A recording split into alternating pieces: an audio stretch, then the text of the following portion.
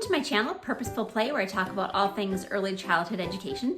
I'm Danielle, and today I'm just gonna talk about stuff.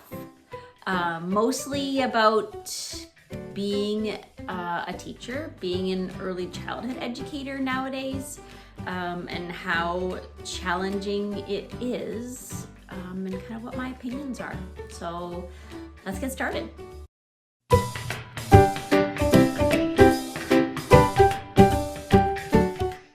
Record that intro many times because I haven't done a video, I haven't recorded a video in a really long time, and that intro, because I say the same thing again and again, used to roll off my tongue, and I don't know, it just kept coming out wrong, so that took many takes. Anyways, today I just wanted to be real. I want to just talk about what's going on. I'd love to hear also how things are going with you. I listened to a couple of podcasts in the last couple of days and some YouTube videos. It's funny because a lot of my conversations when I sit down at the dinner table with my family and I'll say, so I was listening to this podcast, and they're always like rolling their eyes because I don't know, I listen to a lot of podcasts and I learn a lot from them. And that's sort of how I start a lot of my conversations. But there's just not been a lot of videos, a lot of people that I follow on social media that have recently quit teaching or have been contemplating quitting teaching. It has been, in case you don't know who I am, I was a preschool teacher for 9 years, and I quit like almost a year and a half ago. So it's actually, it's been a year and a half, which is crazy. I'm going to my second year of not teaching preschool, not being in the classroom. I am now a professional development trainer for early childhood educators. So I go all over the United States and I talk to teachers about curriculum, assessment, family engagement, beginning of the year, setting up their learning environment. I'm trying to think of what other ones, multilingual learners and how to best support them in the classroom. So lots of topics that I have been talking about when I am doing my professional development training.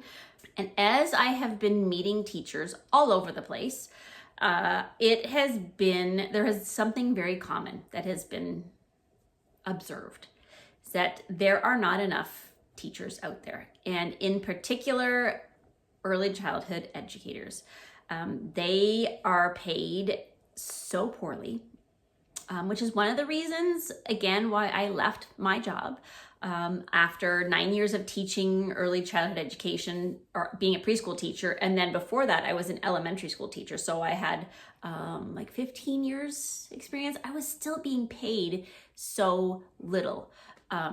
It could be also because my first many years as an elementary school teacher was in Canada, so it was really difficult to get that transferred over to, having work experience in the States. But anyways, and in the state that I live in, the preschool teachers some of them are in the classroom. So some of them are employed by the public school district, and then all of the other ones are employed by childcare facilities.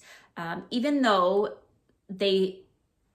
teachers that are employed by the school district and the childcare facilities have to have the same education, they are paid extremely differently. So school district employees get paid salary, and a lot more than what a teacher would make in a childcare facility. I know when I was first interviewing in the state I live in, a couple of jobs, when I was offered them, they're like, oh yeah, I know, it's $16 an hour, $18 an hour. And I was like, how? I don't understand. With all of my education and all of my experience, I could be paid $16 an hour. I could work at like Menards and make that much and not need to have any kind of experience or education.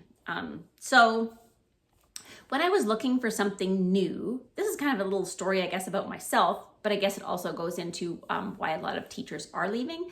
I was having a hard time with the position that I had just because I really felt like I was not able to be the kind of teacher I wanted to be. And I don't really want to go into too much detail about that, but it just, the situation that I was in was not best for me. The people that I was working with, they, just different teaching philosophies, different teaching styles. So I felt very, I don't know if limited, stifled, I'm not even sure. So when I started looking, the only options anywhere near me were in childcare. And again, I just was like, I work too hard to get paid so little. So then I kind of started looking at other options, and which is where I ended up and what I'm doing today. So a little bit of a backstory of why I decided to not teach anymore, but I am seeing that everywhere. Teachers are having, 20, 24, 27 students, 4-year-olds in their classroom. And when I'm talking about, small group activities, my mouth got a little dry there. When I'm talking about small group activities and how to facilitate these activities, teachers are asking, well, how do you do that? How do you do that when you have, I'm the only teacher in the classroom, and, I have 20 students or 22 students, however many, because I always suggest, try not to do them during your choice time or your playtime, because a lot of students are not going to come over to you. So, that's a struggle, that they are by themselves. They do not have support in the classroom, any kind of assistant or co-teachers, and they're on their own. So that was something that really surprised me that I have heard recently. I'd never heard of a preschool teacher being on their own before.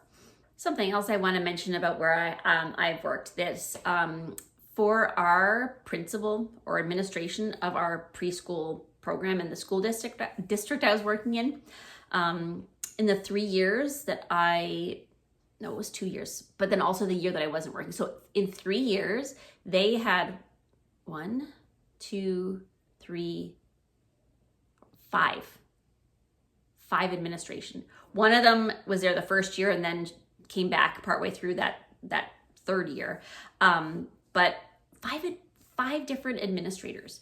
And the reason why they just keep coming and going is because these people have a full-time job with the school district, and then someone says to them, oh, and you're going to be the principal of preschool.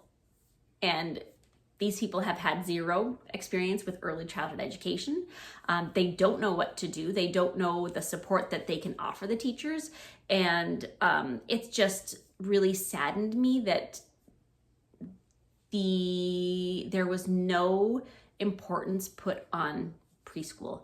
And we all know that the learning that is happening, the growing, the developing, acquiring all of these skills, this knowledge in those first couple of years of life and of school are crucial and critical to a child's brain development and their future learning success. So I was, again, another reason why I was like, I can't do this. I need to be done. So I just want to say to all of you that have been watching my videos, have been really supportive in what I have been talking about, I want to say thank you. I want to say that what you're doing is really important, and I know that it's hard.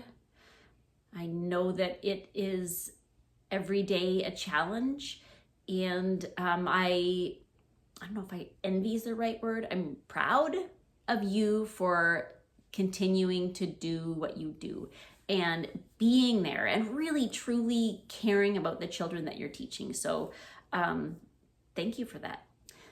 Something else that I have been hearing and observing are some comments from teaching assistants, paraeducators, educational assistants, whatever you call those teachers, those educators. They are stretched so thin. Some of them are doing lunch duty. Some have to, leave the classroom a little bit early because they're having to drive a bus. And they are just stretched so thin. And because there are so few of them, because a lot of them have left the profession, they're just overworked and severely underpaid. Last week I was doing a training on site, and one of the participants was in tears.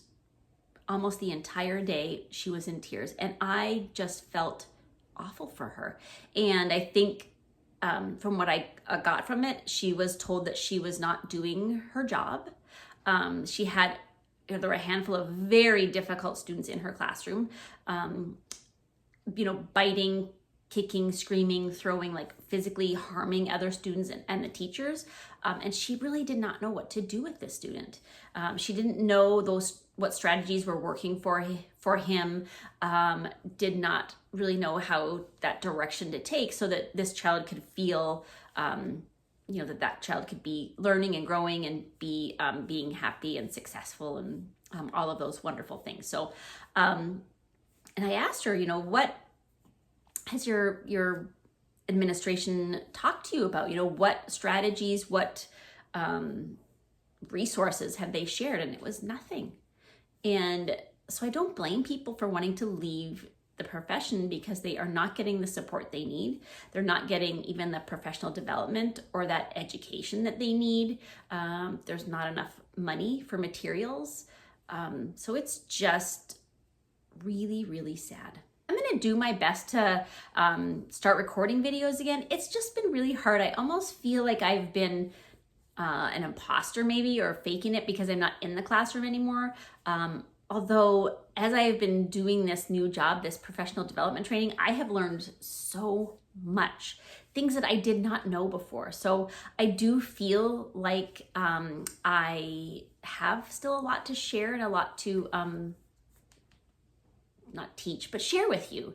So I hope that's okay. If there's something specific that you would love to hear about, and you've stayed watching this video till the very end, I would love to hear about it. So put a comment, make a comment or a question in the comment box that's below, because I would love to really focus on what your needs are, because that's what I would love to do. That's kind of what I am really loving right now, is helping other teachers. So that is all. I hope you have a happy day, and I hope you are still loving your teaching job.